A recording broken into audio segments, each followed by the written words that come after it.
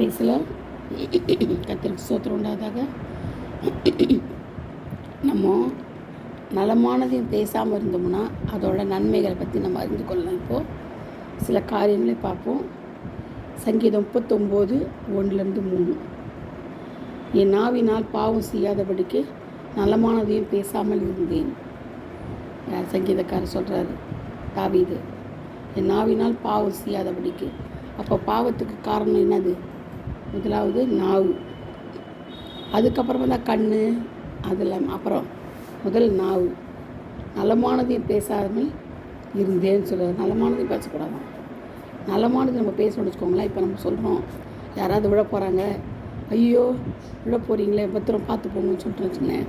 உங்கள் கொஞ்சம் தூரம் போய் ஊழ்ந்துட்டோன்னு வச்சுங்க, சொல்லுவாங்க, சனியாக போகும்போதே வாய் திறந்துச்சு, என்ன இந்த வாயில் நம்ம விழுந்துமா, இன்றைக்கி விழுந்துட்டோம் கீழே. இது வாய் திறக்காது இருந்ததுன்னா நம்ம என்ன பண்ணியிருக்க மாட்டோம், விழுந்தே இருக்க மாட்டோம்னு சொல்லுவாங்க. ஏன் நம்ம எச்சரித்தோம்? ஏதோ நம்ம மனசில் பட்டுச்சு, அதுக்காக நம்ம எச்சரித்தோம். அதுவே என்ன ஆயிடுச்சு அவங்களுக்கு, அதை அவங்க தப்பாக எடுத்துக்கிட்டுன்னு சொன்னாங்க. நம்மளே என்ன செய்வாங்க, குறை சொல்லுவாங்க. தேவையா? நலமானது நம்ம கூட தான். அதனால தான் தாவீது ரொம்ப அனுபவசாலி போலக்குது, ரொம்ப அனுபவம் போலக்குது அவருக்குல்ல.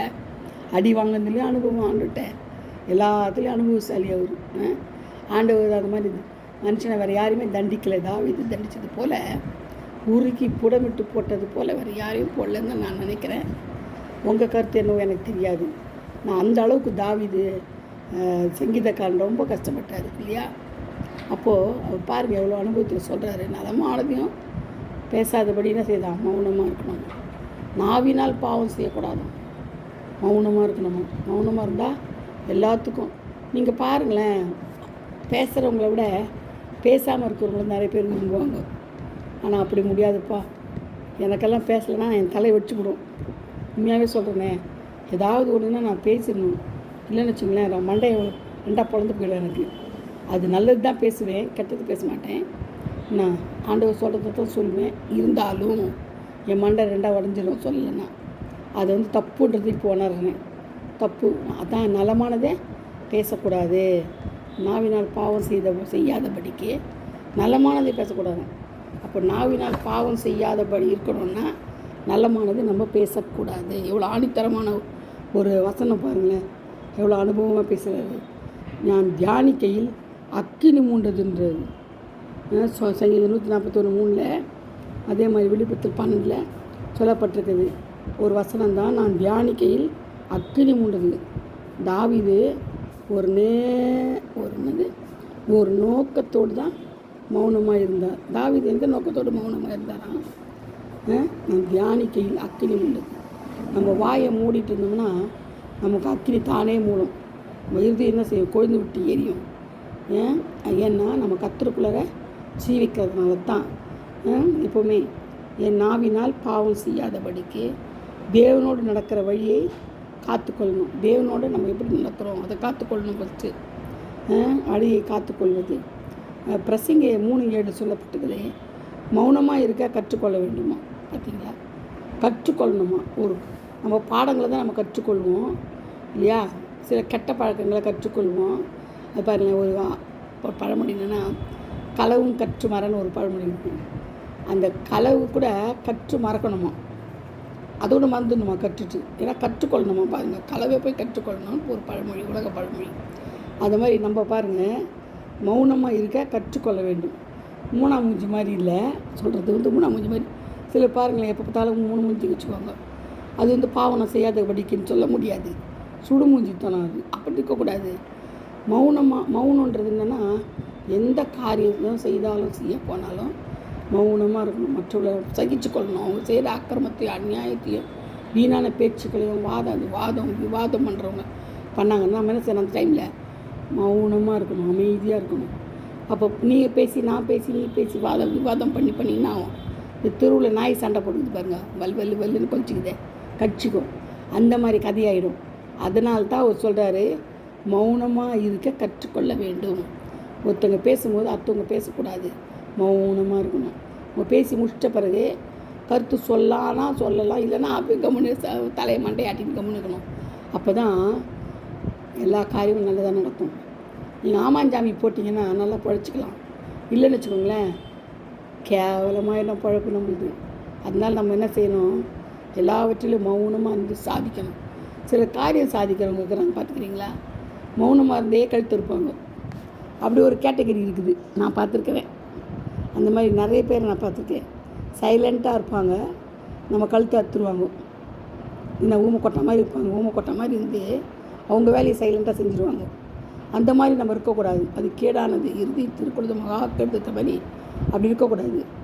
மௌனமாக இருக்க கற்றுக்கொள்ளணும். நம்ம எப்பப்போ பேசணும், எப்பப்போ பேசக்கூடாது, எந்த விதத்தில் பேசணும், எந்த விதத்தில் பேசக்கூடாது நம்ம அறிஞ்சுக்கொள்ளணும். விவாதம் பண்ணாதிருப்பாயாகன்றார். வாதம் பண்ணக்கூடாது மற்றவங்கிட்ட. அப்போ மௌனமாக இருக்கணும். அதை பற்றி தான் சொல்கிறார். என் வாயை கடிவாளம் போட்டு அடக்கி வைக்கிறேன். பாருங்கள், வாயை என்ன செய்கிறேன்னா கடிவாளம் போட்டு அடக்கி வைக்கிறாங்க. யாக்கோபு 3:5 கூட சொல்லப்பட்டிருக்குது. நான் அடக்கி வைக்கிறேன்னு சொல்லப்பட்டது. பாவம் இல்லாமல் சொற்கள் மிகுதியால் பாவம் இல்லாமல் போகாது.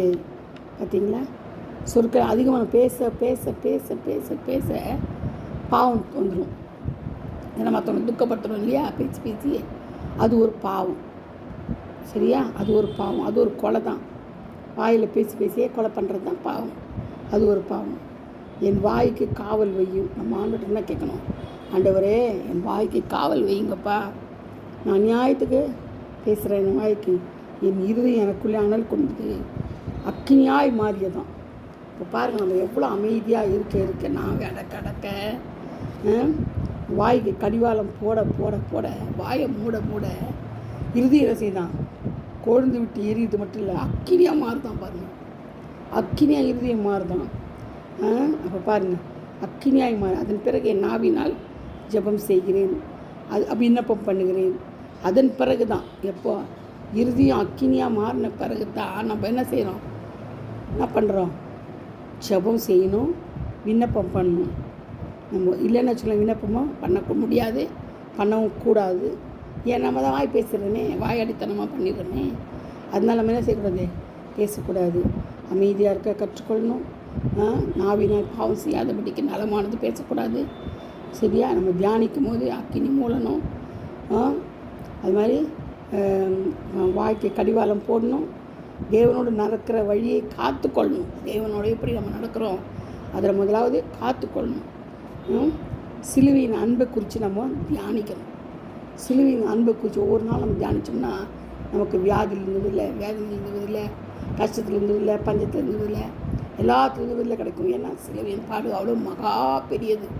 ஆண்டவர் சிலுவை ஆணிகளில் தொங்கினார். 5 ஆணிகளில் தொங்கினார் ஆண்டவர். கை கால் 2 ஆணி, இது ஒரு 4 ஆணி. கிட முள் அது தலையில். நீங்கள் நானும் தொங்க முடியுமா சொல்லுங்கள்? தொங்க முடியாது. தொங்க முடியுமா? ஒரு ஆணி வச்சாலே அசத்து போயிடும். நம்ம இத்தனை அடி, இத்தனை சவுக்கடி உழுதாங்களாம் முதுக. அப்போ நம்ம சிலுவை காட்சியை நம்ம கண் முன்னாடி நிறுத்தி நம்ம என்ன செய்யணும், செபிக்கணும், வாயை மூடிட்டு இருக்கணும்னு நான் இப்போ நினைக்கிறேன். இதுதான் நல்லது. நான் தாவீது ரொம்ப நல்லவர். எப்படின்னா நலமானது பேசுறதுக்குன்னா ரொம்ப கஷ்டம்தான் அது. ஆண்டவர் கூட பாருங்கள், சமயம் மௌனமாக இருந்தால் அந்த இடத்த விட்டு கடந்து போயிடாரு சொல்லப்பட்டிருக்குது. இவங்கெல்லாம் சதுசேர் பரிசேர் ஆயக்காரன் இவர் அதை பாருங்கள் எல்லாம் பேசும்போது அவர் என்ன பண்ணுறாரு, அந்த இடத்துல மௌனமாக இருக்கிறாரு. பிலாத்து கேட்டாலும் சரி, அது யார் கேட்டாலும் சரி, ஆமாம் இல்லை கூட சொல்ல, அப்படியே அமைதியாக இருக்கிறார். அமைதியாக இருக்கிறார். இதோடைய ராஜாவான்னு கேட்டது மட்டும் பதில் சொன்னார், ஆமான்னு. அப்போ பாருங்கள், ஆண்டவர் எவ்வளோ அங்கே மௌனம் காமிக்கிறார். நம்மளாம் காமிக்குமா? கண்டபடி அவன் திட்டி விட்டுருவோம் வலி வேதனையில். ஆனால் அவர் சிறு மௌனமாக மௌனத்தை காக்கிறாரு. அப்போது வாயினால் அவர் என்ன செய்யலை, பாவம் செய்யலை இல்லையா. இறுதியம் எப்படி எரிஞ்சிருக்கும் பாருங்கள். இறுதியம் அனல் கொண்டு எரிதான். அப்போ பாருங்கள், நெருப்பு போல் அனல் கொண்டு அக்கினியாக மாறி தான் இறுதியம். அதன்படி நம்மளோட இறுதியம் என்ன செய்யணும், அக்கினியாக மாறணும். நம்மளும் ஆண்டவரோடு இணைஞ்சி நடக்கணும்.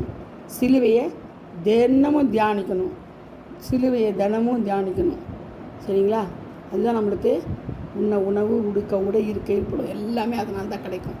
சிலுவை தியானம் மிக மிக முக்கியம். கர்த்தர் தாமே இந்த வார்த்தைகளை ஆசீர்வதிப்பாராக, பாதுகாப்பாராக. Praise the Lord. God bless you all. Thank you.